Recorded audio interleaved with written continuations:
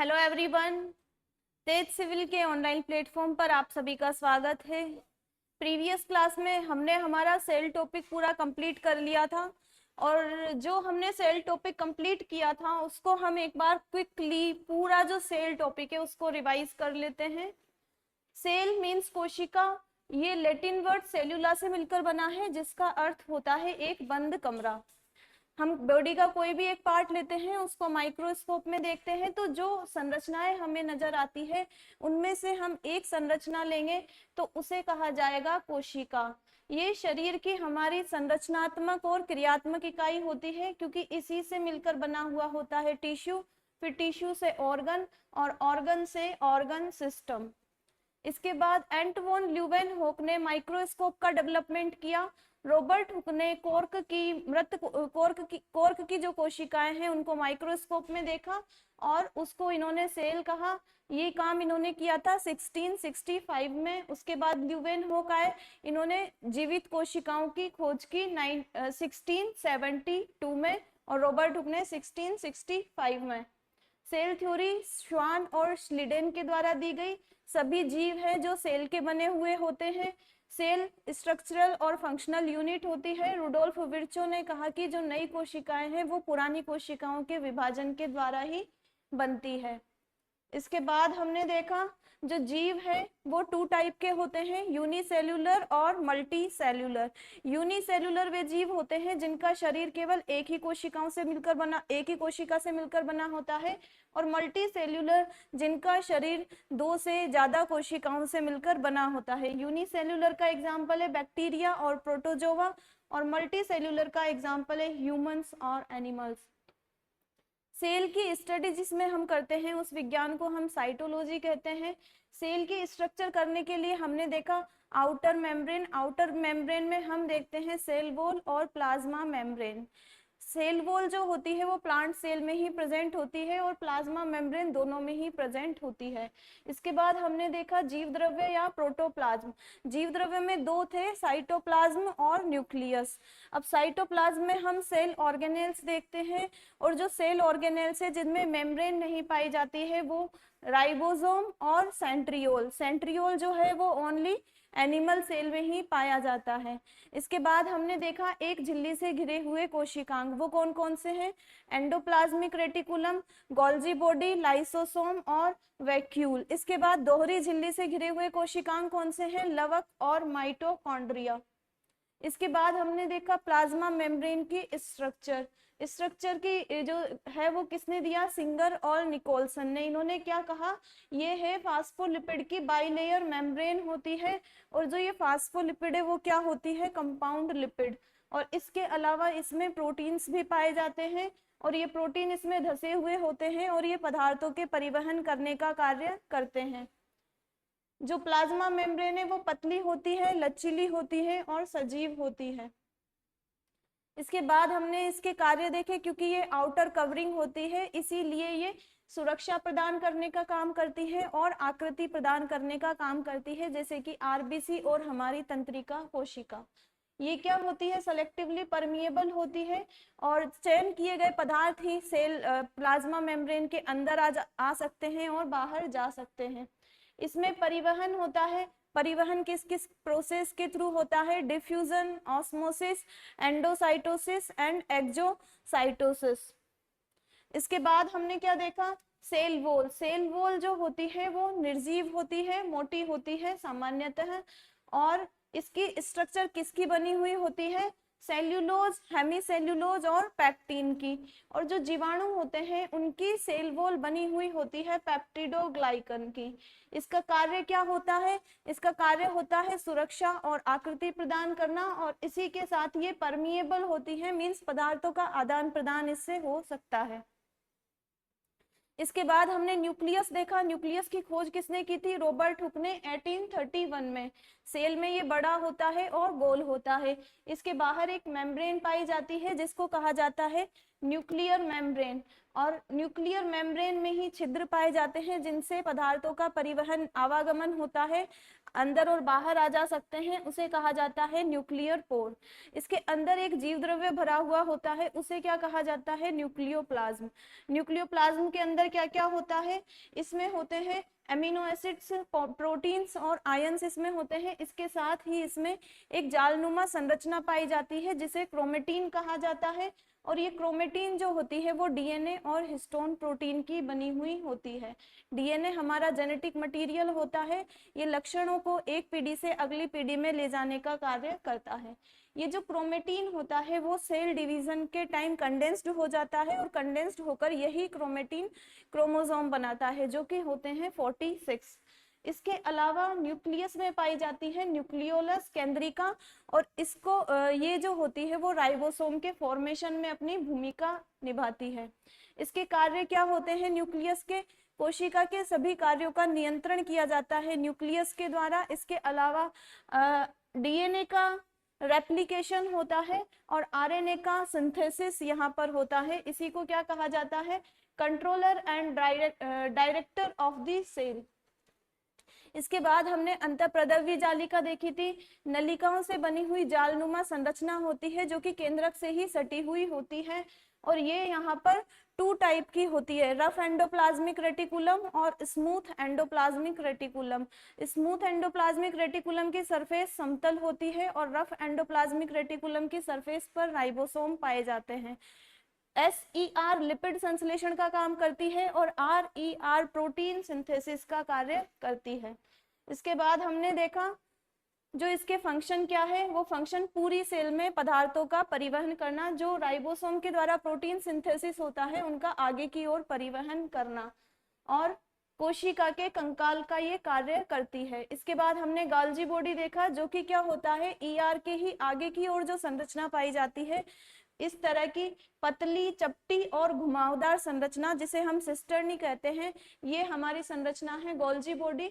और ये क्या करती है, ER से जो प्रोटीन्स मिलते हैं उनको प्रोसेस करती है, उनको संग्रहण करती है और उनको परिवहन करने का कार्य करती है। किसके थ्रू, पुटिका के थ्रू, एक्सोसाइटोसिस प्रोसेस से। गोल्जी बॉडी की खोजकर्ता कौन थे, कैमिलो गोल्जी। और इसका कार्य क्या है, एंजाइम, इससे पुटिकाएं जो बनती है उसमें एंजाइम्स भरे हुए होते हैं, और उन एंजाइम्स से भरी हुई जो पुटिका है उसको लाइसोसोम कहा जाता है। इसके अलावा ये कोशिका झिल्ली और कोशिका भित्ति के निर्माण में भी अपनी भूमिका निभाती है। और स्पर्म के शीर्ष पर जो संरचना पाई जाती है एक्रोसोम, वो हमारी गोल्जी बॉडी की बनी हुई होती है। लाइसोसोम हमने देखा गोल्जी बॉडी से ही बनता है। इसमें लगभग 40 प्रकार के एंजाइम पाए जाते हैं। हाइड्रोलिटिक एंजाइम्स होते हैं, एक मॉलिक्यूल को 2 या अधिक पार्ट में डिवाइड कर देते हैं। इसका फंक्शन क्या होता है, जो फूड पार्टिकल्स है उनको डाइजेस्ट करता है। डैमेज्ड सेल्यूलर स्ट्रक्चर अगर हमारी सेल में है तो उनको भी ये अपघटित करता है, और कोई पैथोजन हमारे शरीर में आ जाता है तो उनको भी ये डिस्ट्रॉय करने का काम करता है। इसके अलावा ये क्या करता है, अगर इसकी ही सेल में अगर कहीं पर कोई क्षतिग्रस्त हो जाती है, डेड हो जाती है, तो खुद की ही सेल को भी ये पाचित करने का काम करता है। इसीलिए इसको क्या कहा जाता है, सुसाइडल बैग्स और आत्मघाती थैलियां। वैक्यूल हमने देखा, वैक्यूल की जो झिल्ली है उसको हमने टोनोप्लास्ट कहा। इसके अंदर जो पदार्थ भरा हुआ होता है उसमें क्या होता है, वाटर, न्यूट्रिएंट्स, अपशिष्ट पदार्थ और हाइड्रोलिटिक एंजाइम्स इसमें होते हैं जो कि लार्ज मॉलिक्यूल्स का ब्रेक डाउन करते हैं स्मॉल मॉलिक्यूल्स में। इसको क्या कहा जाता है, सेल सेप या कोशिका रस। इसमें हमने देखा जो प्लांट सेल है उसमें वैक्यूल बड़ी होती है और स्थायी होती है, जो एनिमल सेल है उसमें वैक्यूल छोटी होती है या फिर एब्सेंट होती है और अस्थायी होती है। इसके कार्य हमने देखे कि ये परासरण दाब को नियंत्रित रखने का काम करती है, सेल के आंतरिक दबाव को बनाए रखने का काम करती है और सेल को कठोरता ये प्रदान करती है। इसके बाद हमने क्या देखा, इसके बाद हमने देखा माइटोकॉन्ड्रिया, और माइटोकॉन्ड्रिया की खोज किसने की, कोलिकर ने कीट की पेशी में, और इसके नामकर्ता कौन है, बेंडा। इसकी स्ट्रक्चर हमने देखी, ये बाइलेयर मेम्ब्रेन होती है। इसकी दो मेम्ब्रेन पाई जाती है, आउटर मेम्ब्रेन और इनर मेम्ब्रेन। इनर मेम्ब्रेन पर अंगुली के समान प्रवर्ध पाए जाते हैं जिनको क्या कहा जाता है, क्रिस्टी इसको कहा जाता है। और इसके अंदर जो द्रव भरा हुआ होता है उसको मैट्रिक्स कहा जाता है। उसमें क्या होते हैं, वृत्ताकार डीएनए, आरएनए और 70S राइबोसोम। ये क्या करते हैं, प्रोटीन सिंथेसिस का वर्क करते हैं। और इसीलिए माइटोकॉन्ड्रिया को क्या कहा जाता है, सेमी ऑटोनोमस ऑर्गन। और माइटोकॉन्ड्रिया की जो इनर मेम्ब्रेन है वहां पर ग्लूकोज का वायवीय श्वसन होता है और उससे वहां पर एटीपी बनती है, इसीलिए इसको कोशिका का शक्ति गृह या power house of the cell कहा जाता है।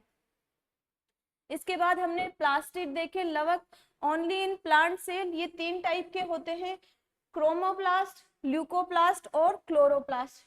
क्रोमोप्लास्ट जो हरे रंग के अलावा जितने भी रंग है वो इसकी वजह से आते हैं, और आलू में जो कलर है वो ल्यूकोप्लास्ट, और क्लोरोप्लास्ट मीन्स हरा कलर, जो हम हरे रंग की पत्तियों को देखते हैं, हरा कलर जो प्लांट्स में होता है वो। इसकी संरचना में हमने देखा कि ये भी बाइलेयर होता है, इसकी भी 2 परतें पाई जाती है। इसके अंदर जो पदार्थ भरा हुआ होता है उसको स्ट्रोमा कहा जाता है, और इसमें कुछ चपटी चपटी संरचनाएं पाई जाती है जिनको थैलेकोइड कहा जाता है। और ये दोनों क्या करती है, प्रकाश संश्लेषण का कार्य करती है और प्रकाश ऊर्जा को रासायनिक ऊर्जा में परिवर्तित करती है, ग्लूकोज में उसको कन्वर्ट करती है। इसके बाद हमने क्या देखा, इसमें होते हैं सर्कुलर डीएनए, आरएनए और 70S राइबोसोम। ये क्या करते हैं, प्रोटीन सिंथेसिस का वर्क करते हैं, इसीलिए जो ये प्लास्टिड है उसको भी सेमी ऑटोनोमस ऑर्गन इसको कहा जाता है। इसके बाद हमने देखा राइबोसोम। राइबोसोम क्या होता है, इसमें भी मेम्ब्रेन नहीं होती है और ये आरएनए और प्रोटीन से मिलकर बना हुआ होता है। प्रोकैरियोटिक में 70S और यूकैरियोटिक में 80S प्रकार का राइबोसोम होता है। कहाँ कहाँ पर पाया जाता है, ये ईआर, अंतःप्रद्रव्य जालिका और जो हमारा साइटोप्लाज्म है उसके अंदर पाया जाता है। कार्य क्या करता है, प्रोटीन सिंथेसिस इसका कार्य है। इसके बाद हमने देखा सेंट्रोसोम या सेंट्रियोल। सेंट्रोसोम या सेंट्रियोल क्या होती है, एक बेलनाकार संरचना होती है ये, और इसकी जो 2 संरचनाएं होती है दोनों एक दूसरे के लंबवत होती हैं। इन दोनों को अलग अलग यूनिट्स के रूप में बोले तो उसे सेंट्रियोल कहा जाएगा, और इन दोनों को एक साथ बोले तो उसको सेंट्रोसोम कहा जाएगा। और ये फंक्शन क्या करती है, कोशिका विभाजन जब होता है उस समय ये कार्य करता है और तर्कु उपकरण का ये निर्माण करता है। इसके अलावा सीलिया और फ्लेजिला के जो आधारी भाग है वो भी इसके द्वारा बनाया जाता है। परोक्सीसोम हमने देखा, इसमें ऑक्सीडेटिव एंजाइम्स पाए जाते हैं जो ऑक्सीडेशन रिएक्शन करते हैं और बॉडी से विषाक्त पदार्थों को बाहर निकालने का काम करते हैं। और परोक्सीसोम होता है हमारा सिंगल मेम्ब्रेन बाउंड स्ट्रक्चर। इसके बाद हमने जो प्लांट सेल है और जो एनिमल सेल है उनकी संरचनाएं हमने देखी। इनके अंदर जो जो पदार्थ अभी तक हमने पढ़े हैं वो सब हमने यहाँ पर बनाए। फिर इसी के आधार पर हमने इसमें डिफरेंस देखे, प्लांट सेल में क्या डिफरेंस है और एनिमल सेल में, दोनों में क्या डिफरेंस है। सबसे पहले सेल वॉल जो कि प्लांट सेल में प्रेजेंट होती है और आउटर मोस्ट लेयर होती है, लेकिन यहाँ पर सेल वॉल प्रेजेंट नहीं होती है। और यहाँ पर जो आउटर लेयर है वो कौन होती है, प्लाज्मा मेम्ब्रेन। इसके अलावा सेकंड जो न्यूक्लियस होता है प्लांट्स में वो पेरीफेरी पर होता है, यहाँ पर सेंटर में होता है मोस्टली। सेंट्रोसोम जो कि प्लांट में प्रेजेंट नहीं होता है लेकिन एनिमल सेल में वो प्रेजेंट होता है। वैक्यूल्स यहाँ पर लार्ज होती है, यहाँ पर स्मॉल होती है, यहाँ पर एब्सेंट यहाँ पर होती है। प्लास्टिड यहाँ पर प्रेजेंट होता है, यहाँ पर एब्सेंट होता है। प्लास्टिड के थ्रू ही फोटोसिंथेसिस होता है और फोटोसिंथेसिस के कारण, क्योंकि ये अपना भोजन स्वयं बनाते हैं, इसीलिए इनको ऑटोट्रोप कहा जाता है और इनको हेटेरोट्रोप कहा जाता है। इसके बाद हमने देखा प्रोकैरियोटिक सेल क्या होती है। प्रोकैरियोटिक सेल का एग्जाम्पल है बैक्टीरिया। और प्रोकैरियोटिक सेल में एक सुविकसित केंद्रक इसमें नहीं पाया जाता है, झिल्ली से घिरा हुआ केंद्रक नहीं पाया जाता है। और इसके केंद्रक को क्या कहा जाता है, न्यूक्लियोइड इसको कहा जाता है। इसमें राइबोसोम पाए जाते हैं जो कि 70S होते हैं। अब हम क्या करेंगे, प्रोकैरियोटिक सेल और यूकैरियोटिक सेल में हम डिफरेंस देखेंगे।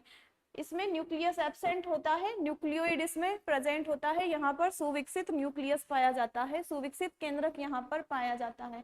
सेल ऑर्गेनेल्स भी यहाँ पर मेम्ब्रेन से बाउंड नहीं होंगे, यहाँ पर मेम्ब्रेन से बाउंड होंगे।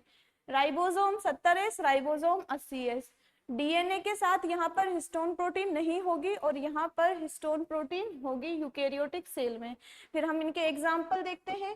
प्रोकैरियोटिक सेल के एग्जाम्पल है बैक्टीरिया और ब्लू ग्रीन एल्गी, और यूकेरियोटिक सेल के एग्जाम्पल है प्रोटोजोआ, प्लांट सेल और एनिमल सेल। इसके बाद हमने देखा विभाजन किस तरीके से होता है, समसूत्री विभाजन और अर्धसूत्री विभाजन, माइटोसिस एंड मियोसिस। माइटोसिस में क्या होता है, एक जो पेरेंट सेल है उससे दो सेल बनती है और इसमें जो क्रोमोसोम की संख्या है वो सेम रहती है, 46 क्रोमोसोम। और मियोसिस में क्या होता है, एक सेल से यहाँ पर चार सेल, चार डॉटर सेल बनती है। क्रोमोसोम की संख्या माइटोसिस में 46 या 23 जोड़ी होते हैं। 2n मीन्स द्विगुणित कोशिका या डिप्लॉइड सेल। 2n से यहाँ पर 2n कोशिका ही बनती है, द्विगुणित कोशिका ही बनती है। इसमें पेरेंट सेल और डॉटर सेल में गुणसूत्रों की संख्या समान होती है।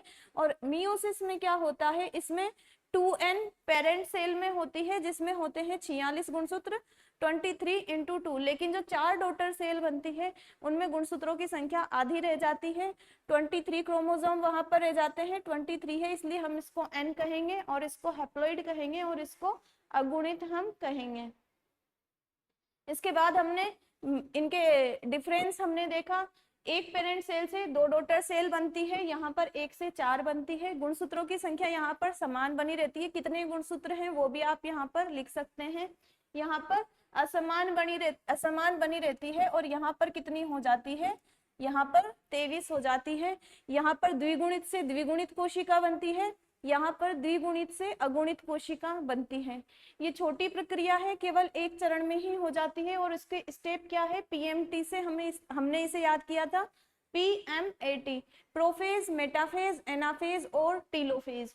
और इसमें ये बड़ी प्रक्रिया है, दो चरण में होती है, meiosis first and meiosis second. और इसमें जो होता है ये प्रोफेज जो है वो छोटा होता है और इसमें प्रोफेज बड़ा होता है। उसके भी फेज होते हैं, लिप्टोटीन, जाइगोटीन, पेकाइटिन, डिप्लोटीन, डाइकाइनेसिस, ये इसके स्टेप होते हैं। फिर ये जो माइटोसिस है वो कहाँ पर होता है, ये ऑल सेल्स में होता है। हमारी बॉडी में जितनी भी सेल्स है सिर्फ एक सेल को छोड़कर, रिप्रोडक्टिव सेल को छोड़कर सभी कोशिकाओं में हमारा माइटोसिस होता है और रिप्रोडक्टिव सेल में हमारा मियोसिस होता है, क्योंकि उसमें गुणसूत्रों की संख्या आधी हो जाती है। फिर जब स्पर्म और ओवम मिलते हैं तो वो 46 हो जाते हैं, इसीलिए गुणसूत्रों की संख्या हमें आधी करनी होती है।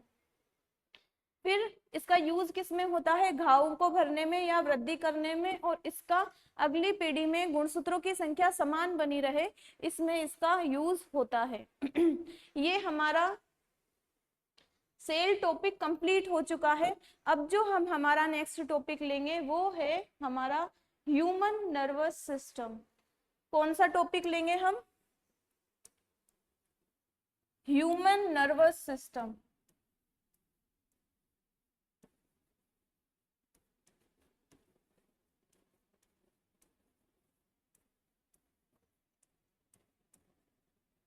मानव तंत्रिका तंत्र होता क्या है, मानव तंत्रिका तंत्र, वेट फॉर अ सेकेंड।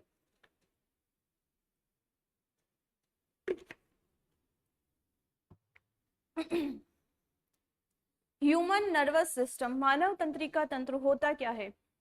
हमारी जो बॉडी होती है उसमें क्या होती है, बहुत सारी कोशिकाएं पाई जाती है, ये तो आपको पता है। उसमें भी एक स्पेशल प्रकार की कोशिका पाई जाती है जिसे हम कहते हैं तंत्रिका कोशिका। तंत्रिका कोशिका क्या होती है, जैसे कि यहाँ पर मैंने सुई चुभोई, यहाँ पर मैंने सुई चुभोई, तो उस सुई को चुभोने की सूचना जिस कोशिका के थ्रू आगे जाएगी और मेरे ब्रेन तक जाएगी, उस सुई को चुभाने की सूचना आगे तक जाएगी और मेरे ब्रेन तक जाएगी। वो किन सेल्स के थ्रू जाएगी, उनको आगे तक भेजने का काम कौन करता है, तो वो जो भेजने का काम है, सूचनाओं को एक जगह से दूसरी जगह भेजने का काम, मेनली हम ब्रेन तक सूचनाएं भेजते हैं, तो वो भेजने का काम हमारा कौन करता है, नर्वस सिस्टम उन सूचनाओं को भेजने का काम करता है। तो नर्वस में आप ह्यूमन तो आपको पता ही है क्या होता है। इसके बाद हम ये क्या देख रहे हैं इसमें, नर्वस। और सिस्टम हम किसी भी को कब कहेंगे, जब उसमें बहुत सारे ऑर्गन्स मिल जाते हैं, तब हम किसी भी जो यहाँ पर कार्य करने वाला जो तंत्र है उसको हम क्या कहते हैं, सिस्टम तंत्र उसको कहा जाता है। तो यहाँ पर ह्यूमन नर्वस सिस्टम हम देख रहे हैं। नर्वस मीन्स यहाँ पर कुछ सेल्स पाई जाती है, जो कि मैंने अभी आपको बताई। यहाँ पर कुछ सेल्स पाई जाती है जो सूचनाओं को मस्तिष्क तक पहुंचाने का काम करेगी। वो जालनुमा संरचना है। उसमें से मैं एक कोशिका का यहाँ पर आपको चित्र बनाकर, डायग्राम बनाकर बताती हूँ कि इस नर्वस सिस्टम में जो सेल पाई जाती है, कौन सी सेल पाई जाती है। जैसे हमने क्या देखा था कि जो हमारा ह्यूमन जो बॉडी है उसकी संरचनात्मक और क्रियात्मक इकाई कौन है, कोशिका। उसी प्रकार ह्यूमन नर्वस सिस्टम में भी छोटी छोटी कोशिकाएं मिलकर एक बड़ा नर्वस सिस्टम बना रही है। तो वो सबसे छोटी कोशिका कौन सी है वो मैं यहाँ पर बना देती हूँ। तो उस कोशिका की संरचना कुछ इस तरीके की होती है।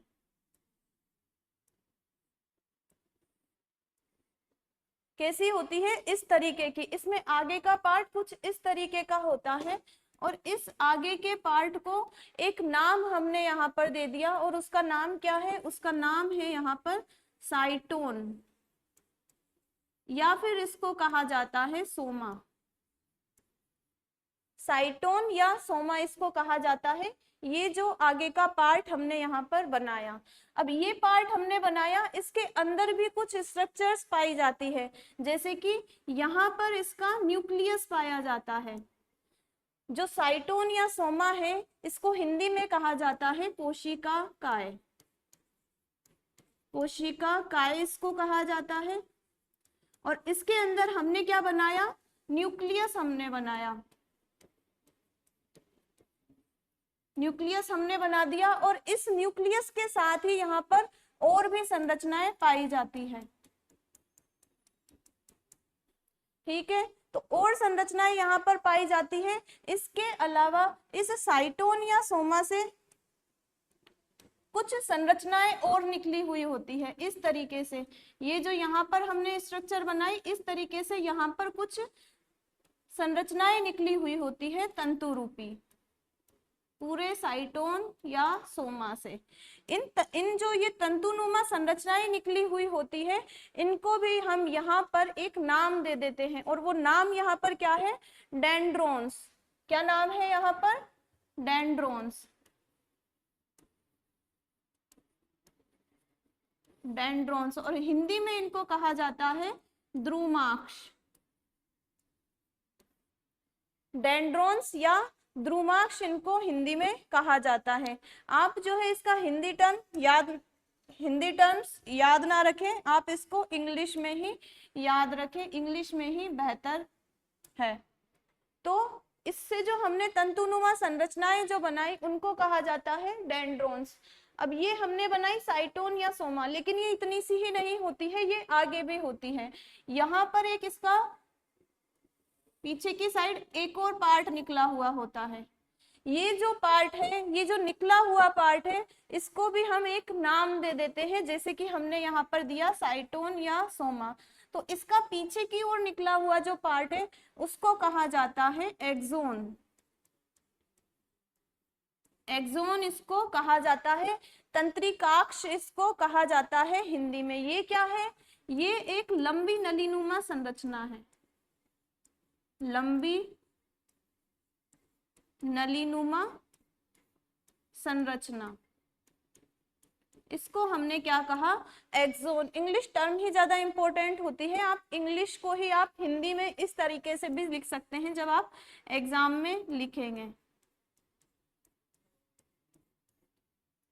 तो यहाँ पर क्या होती है, इस जो साइटोन है उससे एक और नलीनुमा संरचना निकली हुई होती है जिसे क्या कहा जाता है, एक्सोन या फिर यहाँ पर ये तंत्रिकाक्ष इसको कहा जाता है। इसके ऊपर क्या होता है, इसके ऊपर कुछ इस तरीके की संरचनाएं पाई जाती है जो कि लिपिड की बनी हुई होती है। लिपिड हमने बैलेंस डाइट में पढ़ा है।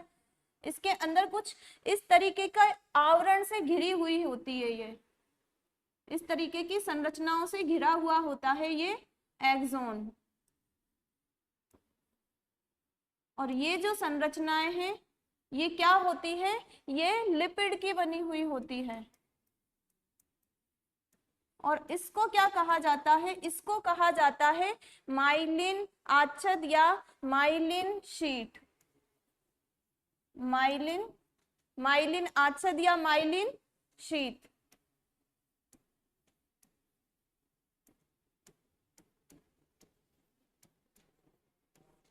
माइलिन आच्छद इनको कहा जाता है। ये हमने तंत्रिका कोशिका की संरचना बनाई। आगे भी इसमें क्या होता है, जैसे यहाँ पर ये डेंड्रॉन्स निकले हुए होते हैं, वैसे ही यहाँ पर भी कुछ इस तरीके की संरचनाएं निकली हुई होती है।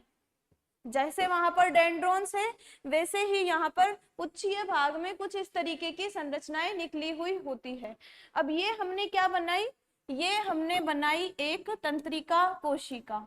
और एक तंत्रिका कोशिका को क्या कहते हैं, एक तंत्रिका कोशिका हमने बनाई, इस तंत्रिका कोशिका को कहा जाता है न्यूरॉन। न्यूरॉन या तंत्रिका कोशिका।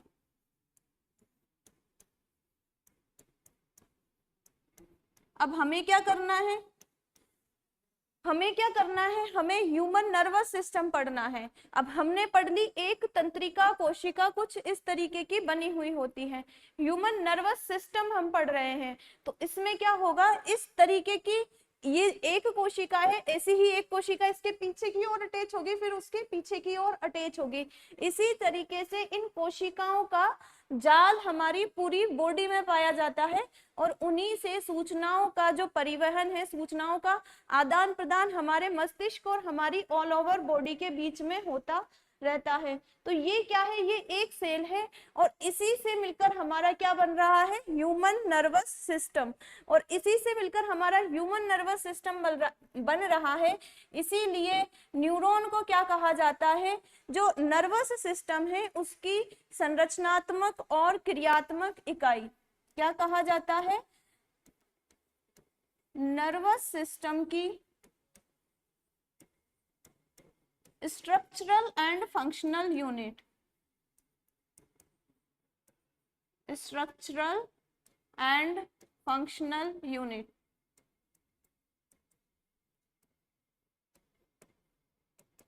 नर्वस सिस्टम की स्ट्रक्चरल एंड फंक्शनल यूनिट हमारी कौन है, ये जो हमने एक न्यूरॉन बनाई है, ये हमने एक न्यूरॉन बनाई है। अब ऐसी ही न्यूरॉन जब और मिलती जाती है तो उसको हम एक टर्म देते हैं, जैसे कि ये न्यूरॉन है, इसी के साथ यहाँ पर एक और न्यूरॉन अटैच हो गई, यहाँ पर एक और न्यूरॉन अटैच हो गई।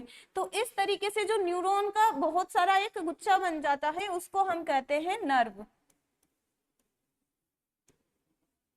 नर्व उसको कहा जाता है। तो ये हमने देख लिया यहाँ पर एक तंत्रिका कोशिका की संरचना। ठीक है, अब हम आगे क्या देखेंगे, हमें देखना है ह्यूमन नर्वस सिस्टम। अब ह्यूमन नर्वस सिस्टम है, उसमें क्या क्या होता है। मैं इतनी देर से ब्रेन ब्रेन कर रही हूं, तो ब्रेन भी यहाँ पर आता है। कैसे आएगा देखिए, ये देखो मैंने यहाँ पर बनाया ये ब्रेन, ये मैं बना रही हूं यहाँ पर ब्रेन। ब्रेन कुछ इस तरीके से होता है, उसके अंदर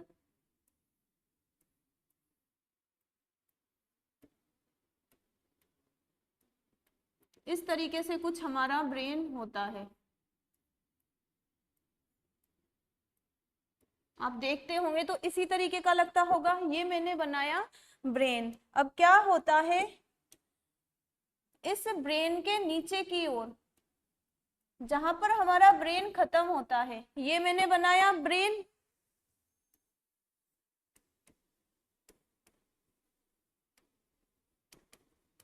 ब्रेन हिंदी में मस्तिष्क किसको कहा जाता है, ये ब्रेन। और ब्रेन के जस्ट नीचे की ओर, ब्रेन जहां पर खत्म होना चालू करता है वहां पर एक नलीनुमा संरचना और निकल जाती है। ब्रेन के जस्ट नीचे की ओर एक और नलीनुमा संरचना निकलती है। ये जो नलीनुमा संरचना है, अगर आप आपकी रीढ़ की हड्डी देखें तो रीढ़ की हड्डी के अंदर जो संरचना है वो मैंने ये यहाँ पर बनाई है।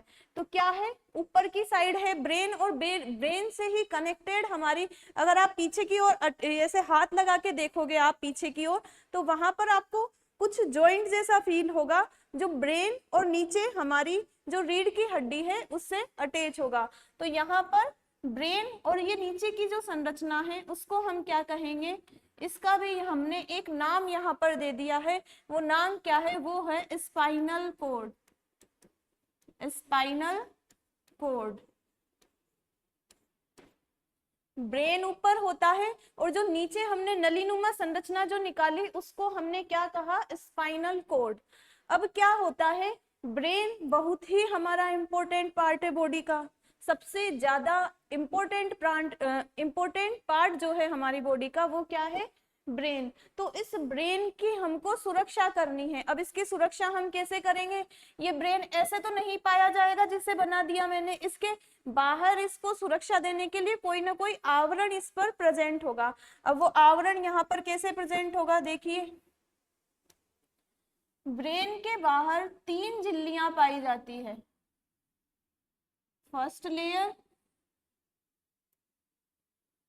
सेकंड लेयर और थर्ड लेयर। ये जो झिल्लियां होती है ये हमारे ब्रेन के प्रोटेक्शन का काम करती है। कैसे करेगी वो भी हम आगे देखेंगे। ब्रेन के नीचे हमने क्या बनाई, स्पाइनल कॉर्ड। तो इस स्पाइनल कॉर्ड में भी ये झिल्लियां पाई जाती है। स्पाइनल कॉर्ड की भी हमको सुरक्षा करनी है क्योंकि ये भी एक इम्पोर्टेंट जो पार्ट है वो प्ले करती है हमारे नर्वस सिस्टम में। तो इसको भी हम, जो ये झिल्लियां हैं 3 झिल्लियां, उनसे हमको इसको प्रोटेक्ट करना है। तो हमने क्या किया, ब्रेन को भी 3 झिल्लियां उसके ऊपर बना दी और स्पाइनल कॉर्ड के भी 3 झिल्लियां हमने इस पर बना दी। ये जो झिल्लियां हैं इसका नाम क्या है, इन झिल्लियों का नाम है यहाँ पर मेनिंजेज।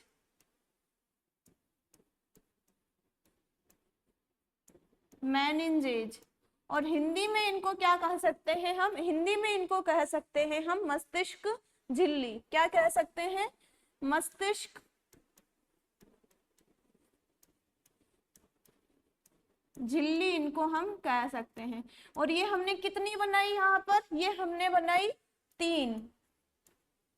इसके अलावा और क्या हो सकता है, क्योंकि हमें तो इसे प्रोटेक्ट करना है, सबसे प्रोटेक्ट हमें इसी ऑर्गन को करना है क्योंकि ये ही हमारी बॉडी में सबसे ज्यादा इंपॉर्टेंट ऑर्गन है।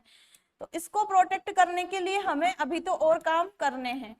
अब और काम हम क्या करेंगे उसको देखने से पहले हम ये देख लेते हैं ये जो मेनिंजेज है वो इसकी सुरक्षा कैसे करेगी। मेनिंजेज हमने 3 झिल्लियां तो बना दी लेकिन सुरक्षा कैसे करेगी। मेनिंजेज के अंदर एक फ्लूइड पाया जाता है, इसके अंदर एक फ्लूइड पाया जाता है और उस फ्लूइड का नाम, इनके अंदर एक द्रव पदार्थ भरा हुआ होता है मेनिंजेज के अंदर। इस तरीके से कुछ मैटर यहाँ पर भरा हुआ होता है, मैटर यहाँ पर भरा हुआ होता है। उस मैटर को क्या कहते हैं हम, सेरेब्रो स्पाइनल फ्लूइड। अब इसको सेरेब्रो स्पाइनल फ्लूइड हमने क्यों कहा, सेरेब्रो मीन्स यहाँ पर हो जाता है मस्तिष्क। जब हम मस्तिष्क को भी डिटेल में पढ़ना है हमको, जब हम मस्तिष्क पढ़ेंगे तो हम देखेंगे कि मस्तिष्क के पार्ट के नाम भी सेरेब्रम, सेरिबेलम ये सब होते हैं। तो आपको ये जो सेरेब्रो वर्ड है उसको पढ़ के ही ये समझ में आ जाएगा कि ये मस्तिष्क से रिलेटेड है। तो ये जो सेरेब्रो वर्ड है वो किससे रिलेटेड है, मस्तिष्क से। और स्पाइनल तो अभी देखा ही हमने, ये स्पाइनल कॉर्ड, स्पाइनल कॉर्ड। तो स्पाइनल कॉर्ड तो आपको समझ में आ ही गया होगा कि ये यहाँ से लिया गया है। तो इसके अंदर एक सेरेब्रो स्पाइनल फ्लूइड भरा हुआ होता है।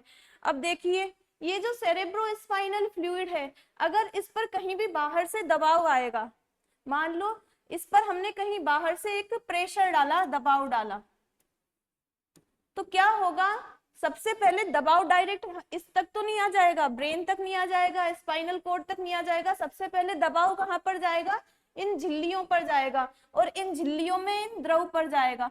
तो ये क्या करता है, इस दबाव से खुद दबाव को सहन कर लेगा, लेकिन अंदर वाला जो पार्ट है उसको ये प्रोटेक्ट करेगा। तो ये क्या करता है, अंदर के पार्ट को प्रोटेक्ट करने का काम करता है। ये जो फ्लूइड है वो किसका काम करेगा, ये फ्लूइड काम करेगा हमारे सुरक्षा का। किसकी सुरक्षा, मस्तिष्क की और ये स्पाइनल कॉर्ड की। और सुरक्षा के अलावा क्या काम करेगा, ये सुरक्षा के अलावा इसमें कुछ पदार्थ पाए जाते हैं जो इनको न्यूट्रिशन भी देते हैं, इनको पोषण भी देते हैं। तो सुरक्षा के अलावा ये काम करेगा यहाँ पर पोषण का। ठीक है, जो ये सेरेब्रो स्पाइनल फ्लूइड है जो कि मेनिंजेज में उपस्थित है, जो कि इन दोनों के बाहर एक 3 लेयर की स्ट्रक्चर है, वो क्या करती है, इनको सुरक्षा प्रदान करने का काम करती है और इनको पोषण प्रदान करने का काम करती है। अब इसके अलावा हमने कहा हमें तो और ज्यादा प्रोटेक्शन चाहिए इन ऑर्गन को, क्योंकि हमारे तो बहुत ही सेंसिटिव ऑर्गन है ये, तो हमको यहाँ पर और प्रोटेक्शन इनको देनी है। तो आप अपने मस्तिष्क पर हाथ लगाए देखें तो यहाँ पर आपको कुछ आपको कठोर संरचना आपको नजर आ रही होगी। वो कठोर संरचना क्या है, वो हमारे मस्तिष्क को प्रोटेक्ट करने के लिए है। अब मस्तिष्क को प्रोटेक्ट करने के लिए क्या है, यहाँ पर हमारे हड्डियों का आवरण है। आप हाथ लगा के देखेंगे तो क्या है, हमारे हड्डियों का आवरण है। ये हमारे, ये मैंने यहाँ पर हड्डियों का आवरण बना दिया, ये समझाने के लिए मैं बना रही हूँ। इसकी संरचना थोड़ी डिफरेंट होती है। ये हमने क्या बना दिया, हड्डियों का आवरण हमने यहाँ पर बना दिया। कहाँ पर, ब्रेन के बाहर।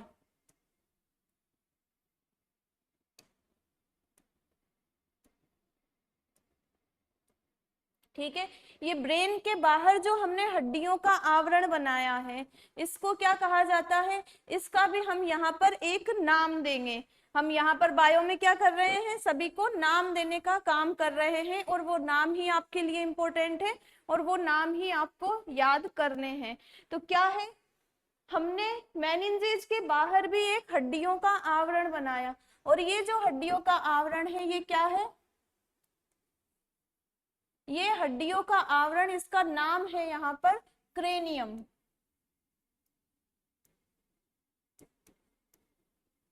क्रेनियम इसको कहा जाता है।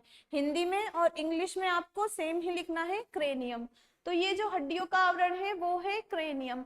इसके अलावा हमको इसको भी प्रोटेक्ट करना है, क्योंकि ये भी मस्तिष्क से जुड़ा हुआ है और उसी से आगे की ओर एक्सटेंड हो गया है, और ये भी हमारे नर्वस सिस्टम में इंपॉर्टेंट रोल प्ले करता है। तो इसको प्रोटेक्ट करने के लिए आप खुद ही अनुमान लगाइए क्या होगा। जब आप आपके पीठ पर हाथ लगा के देखेंगे तो आपको क्या महसूस होगी, रीढ़ की हड्डी, वर्टिब्रल कॉलम। तो ये जो वर्टिब्रल कॉलम है वो हमारे क्यों पाई जाती है, क्योंकि हमको प्रोटेक्ट करना है किसे, स्पाइनल कॉर्ड को। तो क्या है, यहाँ पर पाई जाती है कुछ वर्टिब्रल कॉलम। वर्टिब्रल कॉलम गोल गोल गोल गोल संरचनाएं होती है, ऐसी बना देती हूं मैं, जैसे कि ये एक वर्टिब्रल कॉलम,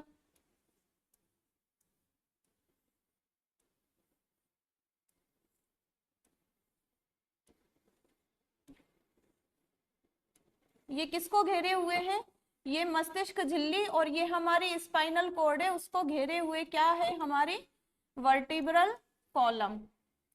ये हमने यहाँ पर क्या बनाई, पूरी जो है ये है वर्टिब्रल कॉलम हमने यहाँ पर बनाई, वर्टिब्रल कॉलम। और ये जो वर्टिब्रल कॉलम है इसको हिंदी में क्या कहा जाता है, इसको हिंदी में कहा जाता है रीढ़ की हड्डी।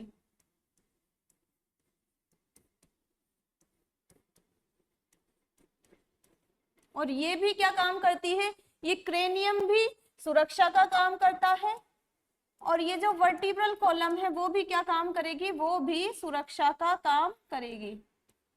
अब ये वर्टिब्रल कॉलम में आप अगर ये वाली संरचनाएं देखें तो ये एक अलग इकाई है, ये एक अलग इकाई है, ये एक अलग इकाई है, तो इनका भी हमें अलग अलग नाम हम दे देते हैं। और वो नाम क्या है? वो नाम है यहाँ पर, इस एक यूनिट को हम कहते हैं वर्टिब्रा। एक यूनिट को क्या कहेंगे हम? वर्टिब्रा कहेंगे। और ये वर्टिब्रा जो है वो यहाँ पर कितनी पाई जाती है ह्यूमन में, तो उसका नंबर भी हम यहाँ पर देख लेते हैं।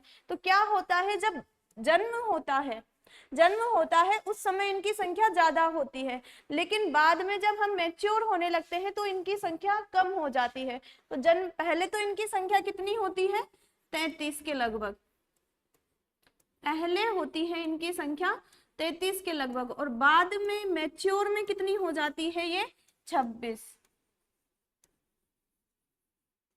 ये इनकी हमने संख्या यहाँ पर देख ली।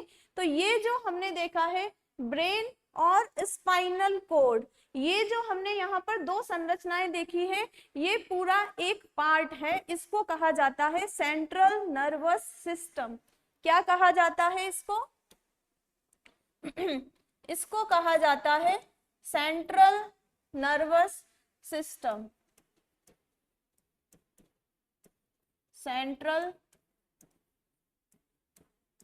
नर्वस सिस्टम, ब्रेन और स्पाइनल कॉर्ड, ये हमारे नर्वस सिस्टम का फर्स्ट पार्ट है जिसको हमें स्टडी करना है, सेंट्रल नर्वस सिस्टम। इसमें क्या है? इसमें है हमारे brain plus spinal cord. Brain और स्पाइनल कॉर्ड से मिलकर हमारा क्या बना हुआ है? Central nervous system. ठीक है, ये हमने देख लिया। अब आगे हमें क्या देखना है? इसी से सारा काम नहीं होता, हमने तो पढ़ा था कि बहुत सारी नर्व्स भी पाई जाती है, तो उन नर्व्स को भी देख लेते हैं कि वो कहाँ पे पाई जाती है। उनको भी इसी की तरह हम एक अलग नाम देते हैं या नहीं देते हैं। तो नेक्स्ट पेज पे आइए आप। नेक्स्ट पेज पे हम देखते हैं, हमने क्या देखा था? ब्रेन।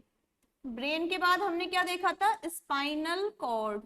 ब्रेन हमने देखा और स्पाइनल कॉर्ड हमने देखा।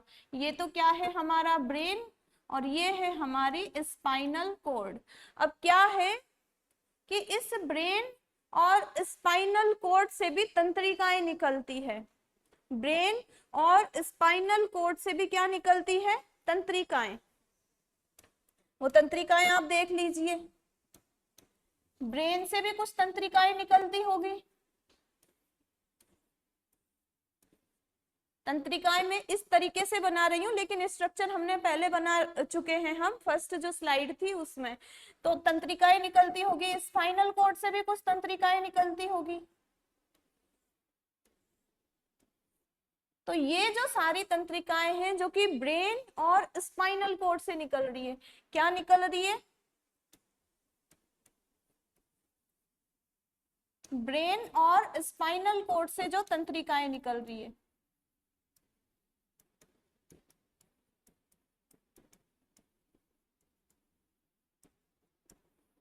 all nerves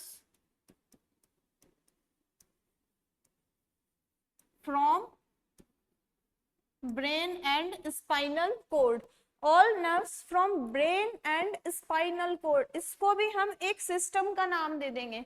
ये जो सारी नर्व्स निकल रही है इसको भी हम, जैसे कि हमने सेंट्रल नर्वस सिस्टम नाम दिया, इसको भी हम एक सिस्टम का नाम देंगे। क्या है ये? ब्रेन और स्पाइनल कॉर्ड के साइड में निकल रही है। कैसे निकल रही है? साइड में निकल रही है। साइड मीन्स परिधि में निकल रही है, परिधि मीन्स पेरिफेरल। तो इसको हम क्या कहेंगे? इस नर्वस सिस्टम का भी हम एक नाम दे देते हैं, इस नर्वस सिस्टम का भी हम एक नाम दे देते हैं, और वो नाम यहाँ पर क्या है? वो है peripheral, peripheral nervous system.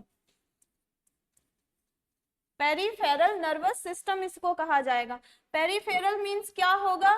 Peripheral means यहाँ पर होगा परिधीय तंत्रिका तंत्र। क्या होगा यहाँ पर?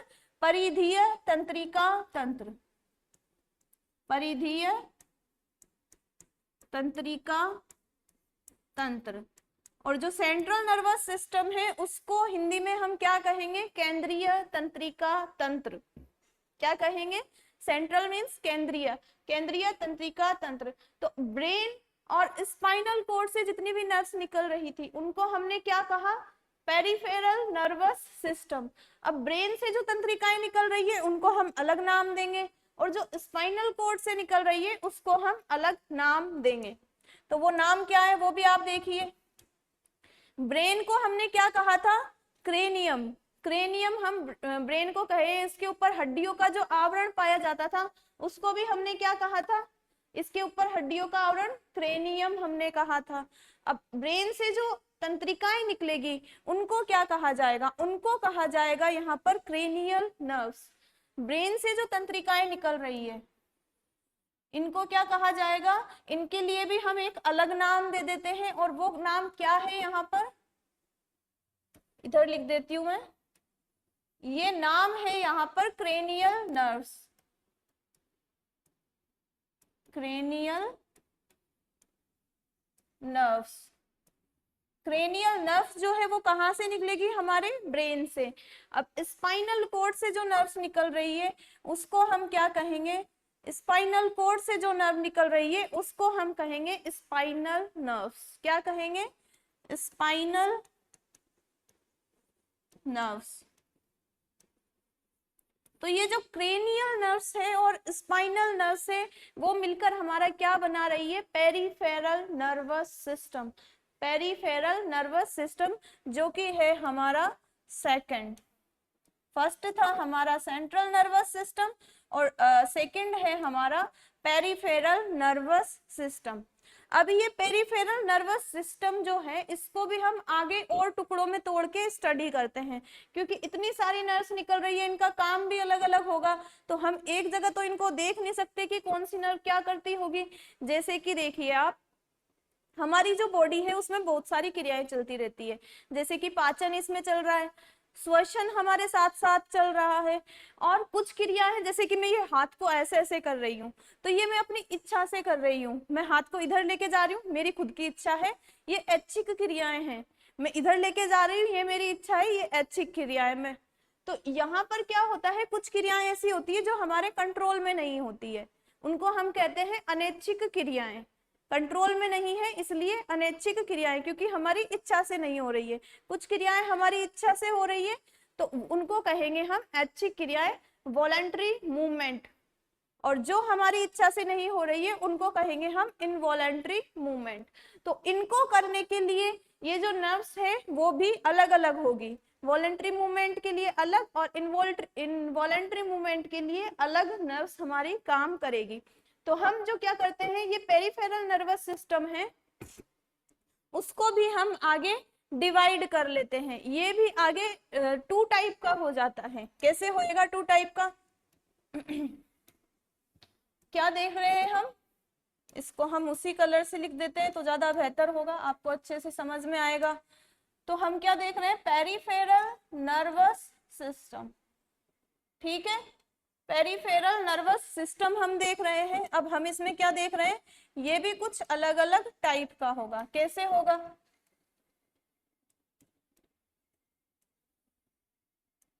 मैंने क्या बताया, कुछ क्रियाएं हमारी इच्छा नहीं है फिर भी हो रही है, जैसे पाचन, हम थोड़ी कर रहे हैं कि पाचन ऐसे होना चाहिए वैसे होना चाहिए, श्वसन पे भी हमारा कंट्रोल नहीं है, श्वसन क्रियाएं चल रही है अपने आप। तो कुछ क्रियाएं क्या होती है, इनवॉलंटरी मूवमेंट होती है, इनवॉलंटरी मूवमेंट।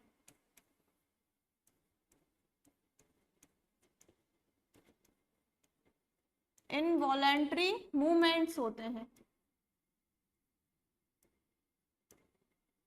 और इनवॉलंटरी मूवमेंट्स को हिंदी में क्या कहा जाता है? इसको हिंदी में कहा जाता है अनैच्छिक क्रियाएं। अनैच्छिक क्रियाएं। अब ये अनैच्छिक क्रियाएं क्या है? अनैच्छिक क्रियाएं जो स्वतः ही होती रहती है, स्वतः ही होती रहती है। कहाँ पर होती है स्वतः ही? हमारी बॉडी में। इन पर हमारा क्या नहीं होता है? कंट्रोल नहीं होता है। हमारी इच्छा से ये नहीं होती है। तो इनवॉलेंट्री मूवमेंट क्या है? अनैच्छिक क्रियाएं। कुछ जो नर्व्स होगी वो किसको कंट्रोल करेगी? इस अनैच्छिक क्रियाओं को। जैसे कि अनैच्छिक क्रियाओं में क्या है? पाचन, श्वसन। जैसे कि एग्जाम्पल एग्जाम्पल में आप देखिए हमारा हार्ट कैसे फंक्शन करेगा, कैसे फंक्शन नहीं करेगा, ये हमारे कंट्रोल में नहीं है, वो बस अपने आप हो रहा है। तो हार्ट इसका एग्जाम्पल है। फिर श्वसन में कौन सा ऑर्गन आ जाएगा? लंग। तो ये जो क्रियाएं हो रही है वो है हमारी अनैच्छिक क्रियाएं। अब इन अनैच्छिक क्रियाओं को करने के लिए भी यहाँ पर क्या चाहिए? एक अलग से तंत्रिकाएं चाहिए, और उन तंत्रिकाओं को मिलाकर हमने एक अलग नाम दे दिया है। ये जो तंत्रिकाएं हैं इनको मिलाकर हमने एक अलग नाम दे दिया, और उसको हमने क्या कहा? Autonomous nervous system. क्या कहा उसको हमने?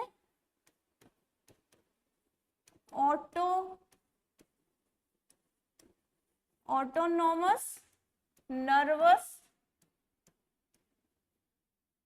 सिस्टम। ऑटोनोमस नर्वस सिस्टम हमने इसे कहा। और इसे हिंदी में क्या कहा जाता है? इसे हिंदी में कहा जाता है स्वायत्त तंत्रिका तंत्र। स्वायत्त तंत्रिका तंत्र, autonomous nervous system. Autonomous means स्वतः ही हो रही है, कंट्रोल नहीं है हमारा। तो ये हमने देखा ऑटोनोमस नर्वस सिस्टम। और कुछ जो मूवमेंट है वो क्या है? कुछ मूवमेंट जो है वो हमारे कंट्रोल में होती है। जैसे कि हम बोल रहे हैं, हम हमारे कंट्रोल में बोल रहे हैं, हम चल रहे हैं, हमारा कंट्रोल है इस पे। तो कुछ जो क्रियाएं होती है वो कौन सी होती है? Voluntary. Voluntary voluntary movement.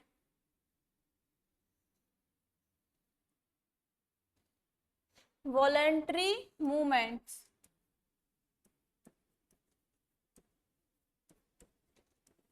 Voluntary movements means क्या होता है? ऐच्छिक क्रियाएं।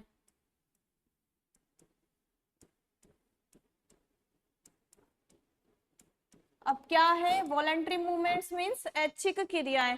अब इनको करने के लिए जो नर्व्स काम में आएगी, वॉलेंट्री मूवमेंट्स को करने के लिए जो नर्व्स काम में आएगी, उसको भी हमने एक अलग नाम दे दिया। हम क्या कर रहे हैं बायोलॉजी में? बस नाम दे रहे हैं, बाकी सारी चीजें तो यहाँ पर इजी है। तो हम क्या कर रहे हैं? यहाँ पर नाम दे रहे हैं। तो सेकंड क्या है? सेकंड जो इसका पेरिफेरल नर्वस सिस्टम का टाइप है, सेकंड जो टाइप है वो क्या है? Somatic nervous system. Somatic nervous system. Hindi medium वाले स्टूडेंट्स भी ये जो इंग्लिश टर्म्स है वो ही याद रखें तो वो ही ज्यादा बेहतर होगा। तो सोमेटिक नर्वस सिस्टम इसको कहा जाता है। जो हमारी वॉलेंट्री मूवमेंट्स को कंट्रोल करने वाला जो नर्व्स होती है उनको मिलाकर सोमेटिक नर्वस सिस्टम कहा जाता है। अब क्या है? ये जो ऑटोनोमस नर्वस सिस्टम हमने देखा, उसको भी हम आगे और डिवाइड कर देंगे। कैसे डिवाइड करेंगे इसको हम आगे? इसको हम आगे कैसे डिवाइड करेंगे? ऐसे डिवाइड करेंगे। कैसे डिवाइड करेंगे? ऐसे ही तो डिवाइड करेंगे। तो ऑटोनोमस नर्वस सिस्टम में टू टाइप का हम देख लेते हैं। फर्स्ट देखो, इसको समझने के लिए क्या है, जैसे कि हमें कोई प्रॉब्लम हुई, प्रॉब्लम अगर हमें कोई होती है,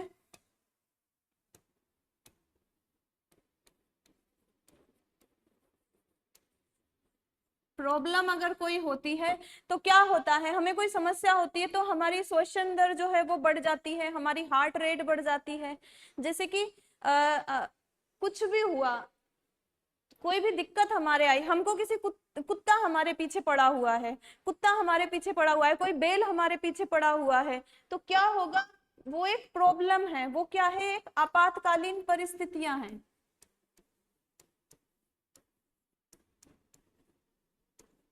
आपातकालीन परिस्थितियां हैं ये।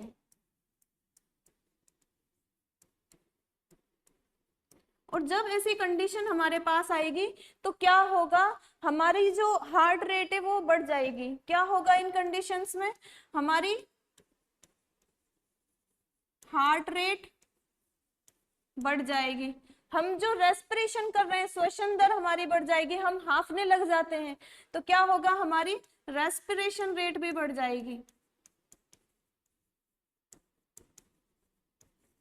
रेस्पिरेशन रेट, रेस्पिरेशन को हिंदी में क्या कहा जाता है, श्वसन।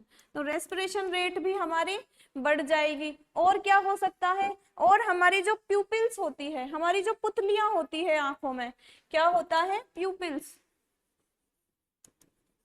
हिंदी में पुतली, हमारी पुतलियां क्या होगी, ये डायलेट हो जाएगी, फैल जाएगी।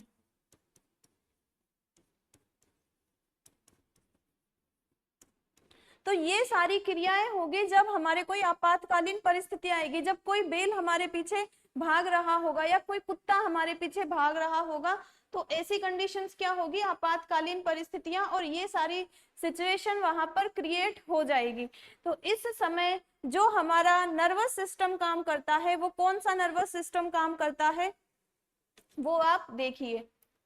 इस समय हमारा जो नर्वस सिस्टम काम करता है वो करता है हमारा, क्योंकि क्या है, हमारे पास आपातकालीन परिस्थितियां हैं, तो हमें क्या चाहिए, हमें सिंपैथी चाहिए किसी की। आपातकालीन परिस्थितियां हैं हमारे पास, तो हमको सिंपैथी चाहिए, हमारे पास प्रॉब्लम है तो हमको क्या चाहिए, सिंपैथी चाहिए। इसीलिए जो ये नर्वस सिस्टम है उसी का नाम भी क्या होगा, उसका नाम भी होगा सिंपैथेटिक नर्वस सिस्टम। क्या होगा, सिंपैथेटिक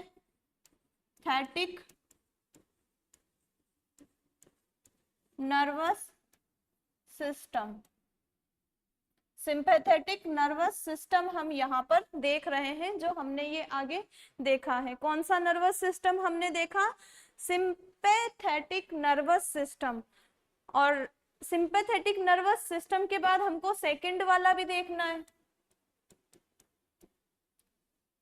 सिंपैथेटिक नर्वस सिस्टम के बाद सेकंड वाला जो नर्वस सिस्टम देखेंगे, उसमें क्या देखेंगे, अभी तो हमारे पास प्रॉब्लम है, आपातकालीन परिस्थितियां हमारे पास है, लेकिन सेकंड में हमारे पास क्या होएगा, यहाँ पर हमारे पास सामान्य परिस्थितियां हैं, सामान्य परिस्थितियां हैं।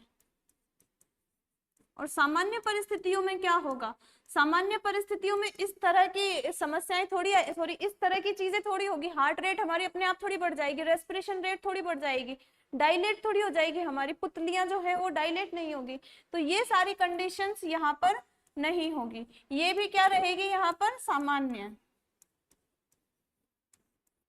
तो इसके लिए जो हमारा नर्वस सिस्टम काम करेगा, यहाँ पर सिंपैथेटिक, तो यहाँ पर है पैरासिम्पैथेटिक नर्वस सिस्टम। क्या है यहाँ पर,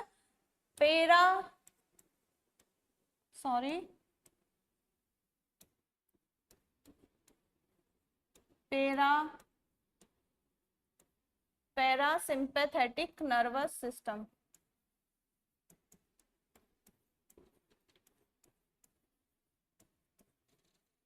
ये चीज आपको समझ में आ गई होगी अच्छे से कि सिंपैथेटिक नर्वस सिस्टम क्या होता है और पैरासिम्पैथेटिक नर्वस सिस्टम क्या होता है।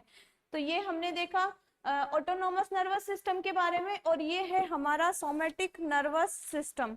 अब नेक्स्ट हम क्या देखेंगे, नेक्स्ट क्लास में हम देखेंगे जो हमने सेंट्रल नर्वस सिस्टम देखा, सेंट्रल नर्वस सिस्टम में हमने क्या देखा, ब्रेन और स्पाइनल कोड।